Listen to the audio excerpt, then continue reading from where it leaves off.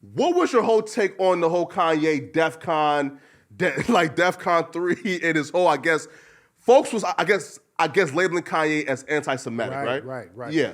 See, with Kanye, the difference between Kanye and Kyrie, we've been defending Kyrie. Kyrie didn't do anything anti-Semitic, didn't say anything anti-Semitic. Yeah. He shared a link that's on Amazon that anybody can get. He didn't put any context to it. He's like, hey, check this out. So they tried to reframe him as being anti-Semitic. We were totally against that. Kanye is a little bit harder to defend because Kanye was like, I'm about to go DEFCON 3 on Jews. And all. So you can't really defend that. You don't say stuff like that. That's not on go. Well, isn't like DEFCON 3 kind of so like the U.S. military has like the DEFCON system, right? Where like pretty much like DEFCON 3 just means, like we are now ready to defend ourselves. And like we have like labeled like this particular target as necessary, right? Right. So if Kanye is saying that DEFCON 3 means, I'm just ready to defend myself against, let's say, people who have been attacking me.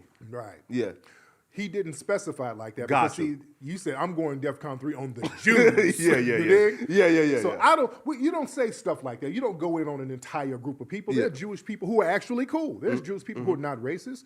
We like to point out, even with me, people look at me as like a prominent black figure about justice. I don't really go in on white people. I go in on white supremacy. Absolutely. There's a difference between white people and white supremacists. Yes, sir. Because all white people are not white supremacists.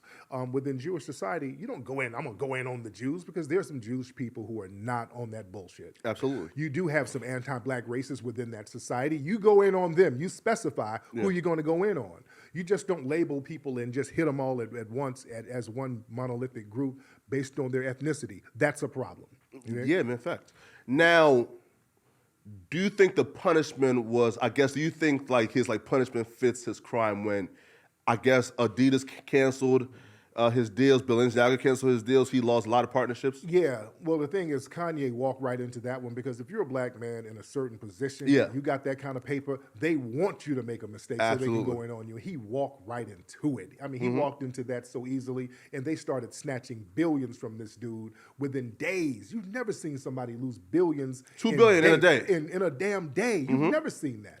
So as a black person, you got to be on your P's and Q's, and you have to be cognizant of what you say when you are running a corporation like that.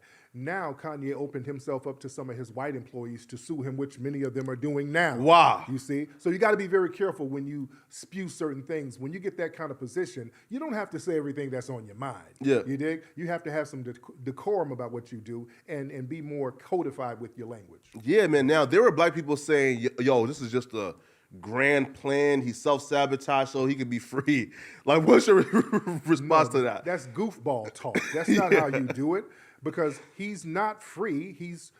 Nobody's doing business with him like that. He went into Skechers. They threw him out of the Skechers building.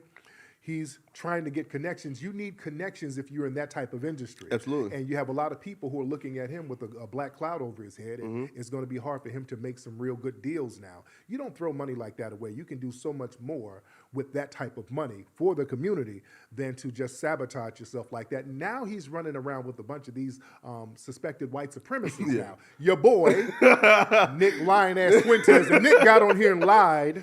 Yo, bro, speak on it, man. Yeah. Nick said that, well, Tariq, that little whiny white supremacist, well, Tariq, we've never asked him to debate me. I showed emails of him and his people repeatedly emailing me, offering me money to do a damn debate with him. So that wasn't a lie.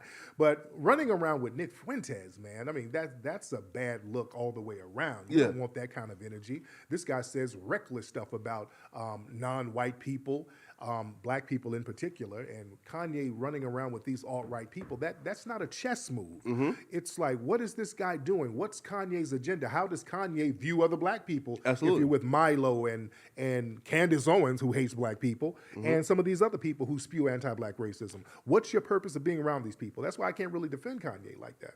Nah, it's a fact right now. Like, give me your initial reaction to when you seen he was Because, like, I think Milo is now his manager, right? Like, Milo is now his... Something like that. Yeah. He's like his campaign manager or something like that. So it's all over the place. When I first heard about the whole thing, when he was... Well, first of all, before he went DEF-CON on the Jews and all that nonsense, he was running around, remember, with White Lives Matter shirts. So he was already prepping us for the bullshit. You dig? So, and people try to chop it up as him being bipolar. I don't know if bipolarness makes you into a coon, because he's doing some real cooning right now. That's just not a good look. Yeah. Yo, we just hit 400,000 subscribers right here on the Clips channel. So if you want to help us out, click subscribe, get us to 500K. Yeah.